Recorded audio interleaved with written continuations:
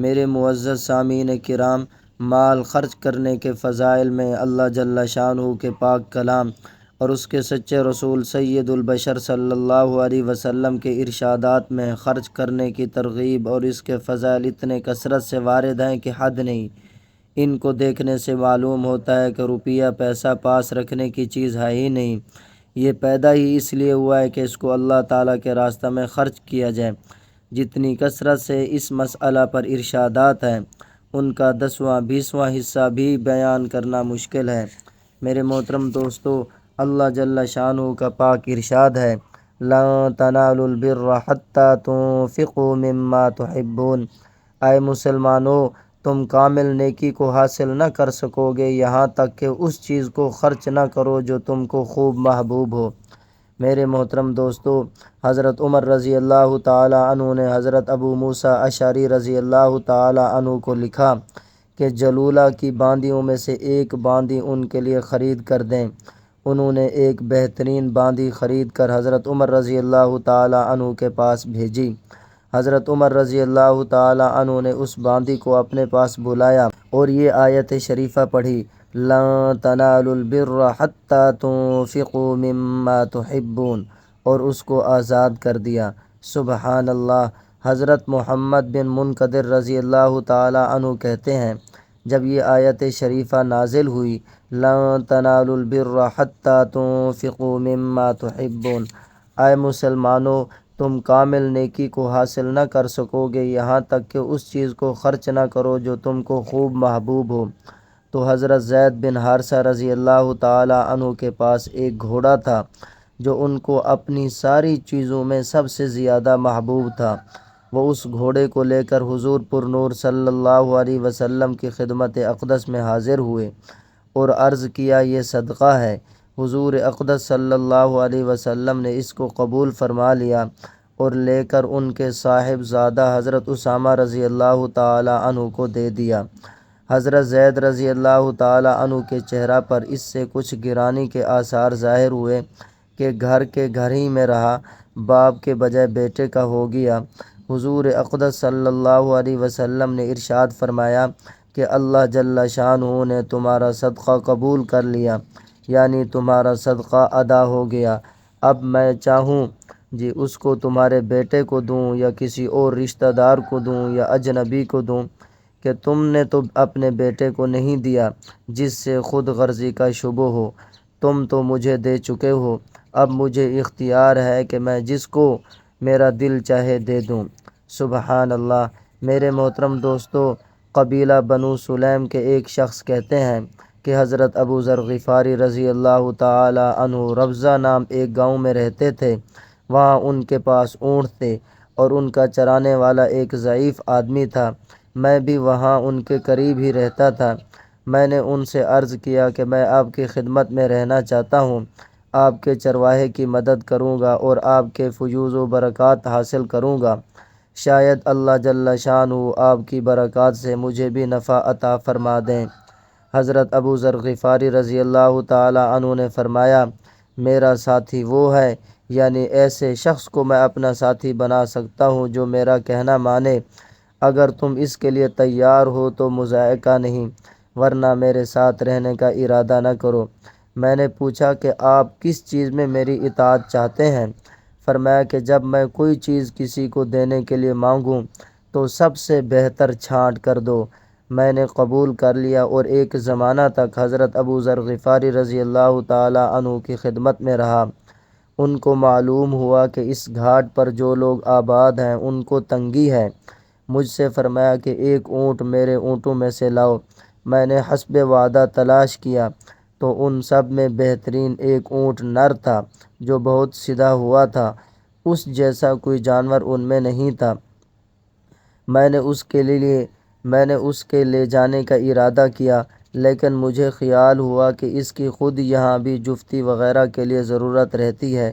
اس کو چھوڑ کر باقی اونٹوں میں جو سب سے افضل اور بہتر جانور تھا وہ ایک اونٹنی تھی۔ میں اس کو لے گیا۔ اتفاق سے حضرت ابو ذر غفاری رضی اللہ تعالیٰ عنہ کی نظر اس اونٹ پر پڑ گئی جس کو میں مصلحت کی وجہ سے چھوڑ کر گیا تھا۔ مجھ سے فرمانے لگے، تم نے مجھ سے خیانت کی۔ میں سمجھ گیا اور اس اونٹنی کو واپس لا کر وہ اونٹ لے گیا۔ حاضرین مجلس سے مخاطب ہو کر فرمایا کہ 2 آدمی ایسے چاہیے جو ایک ثواب کا کام کریں۔ 2 شخصوں نے اپنے آپ کو پیش کیا کہ ہم حاضر ہیں۔ فرمایا کہ اگر تمہیں کوئی عذر نہ ہو تو اس اونٹ کو ذبح کر کے اس کے گوشت کے اتنے ٹکڑے کیے جائیں جتنے گھر اس گھاٹ پر آباد ہیں، اور سب گھروں میں ایک ایک ٹکڑا اس گوشت کا پہنچا دیا جائے، اور میرا گھر بھی ان میں شمار کر لیا جائے، اور اس میں بھی اتنا ہی جائے جتنا اور گھروں میں جائے، زیادہ نہ جائے۔ میرے محترم دوستو، ان دونوں نے قبول کر لیا اور تعمیل ارشاد کر دی۔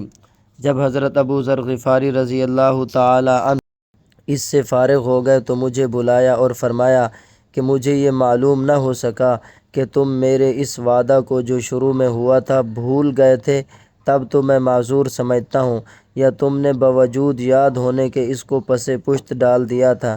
میں نے عرض کیا میں بھولا تو نہیں تھا، مجھے وہ یاد تھا، لیکن جب میں نے تلاش کیا اور یہ اونٹ سب سے افضل ملا تو مجھے آپ کی ضرورت کا خیال پیدا ہوا کہ آپ کو خود اس کی ضرورت ہے۔ فرمانے لگے کہ محض میری ضرورت کی وجہ سے چھوڑا تھا؟ میں نے عرض کیا کہ محض اسی وجہ سے چھوڑا تھا۔ فرمانے لگے کہ میں اپنی ضرورت کا وقت بتاؤں؟ میری ضرورت کا وقت وہ ہے جب میں قبر کے گڑھے میں ڈال دیا جاؤں گا۔ وہ دن میری محتاجی کا دن ہوگا۔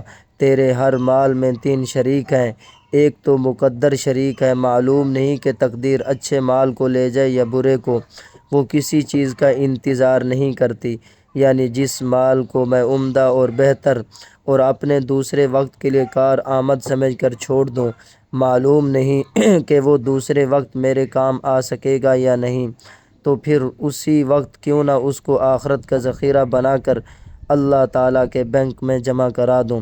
دوسرا شریک وارث ہے، جو ہر وقت اس انتظار میں رہتا ہے کہ کب تو گڑھے میں جاوے تاکہ وہ سارا مال وصول کر لے۔ تیسرا تو خود اس مال کا شریک ہے کہ اپنے کام میں لا سکتا ہے، بس اس کی کوشش کر کہ تو تینوں شریکوں میں کم حصہ پانے والا نہ ہو، یعنی ایسا نہ ہو کہ مقدر اس کو لے کر اڑے کہ وہ ضائع ہو جائے یا وارث لے اڑے۔ اس سے بہتر یہی ہے کہ تو اس کو جلدی سے حق تعالی شانہ کے خزانہ میں جمع کرا دے۔ اس کے علاوہ حق تعالی شانہ کا ارشاد ہے لَن تَنَالُوا الْبِرَّ حَتَّى تُنْفِقُوا مِمَّا تُحِبُّونَ، اور یہ اونٹ جب مجھے سب سے زیادہ محبوب ہے تو کیوں نہ اس کو اپنے لیے مخصوص کر کے محفوظ کر لوں اور آگے بھیج دوں۔ سبحان اللہ۔ ایک اور حدیث شریف میں آیا ہے کہ حضرت عائشہ صدیقہ رضی اللہ عنہا فرماتی ہیں کہ ایک جانور کا گوشت حضور اقدس صلی اللہ علیہ وسلم کی خدمت اقدس میں پیش کیا گیا۔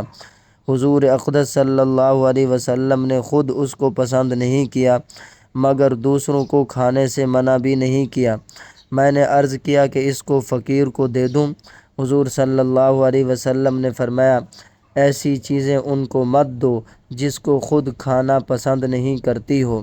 میرے محترم دوستو، ایک اور حدیث شریف میں ہے کہ حضرت ابن عمر رضی اللہ تعالی عنہما شکر خرید کر غرباء پر تقسیم کرتے۔ حضرت ابن عمر رضی اللہ تعالی عنہما کے خادم نے عرض کیا کہ اگر شکر کی بجائے کھانا دے دیا جائے تو غرباء کو اس سے زیادہ نفع ہو۔ فرمایا صحیح ہے، میرا بھی یہی خیال ہے، لیکن حق تعالی شانہ کا ارشاد ہے لَن تَنَالُوا الْبِرَّ حَتَّى تُنْفِقُوا مِمَّا تُحِبُّونَ، اور مجھے شکر یعنی میٹھا زیادہ مرغوب ہے۔ سبحان اللہ۔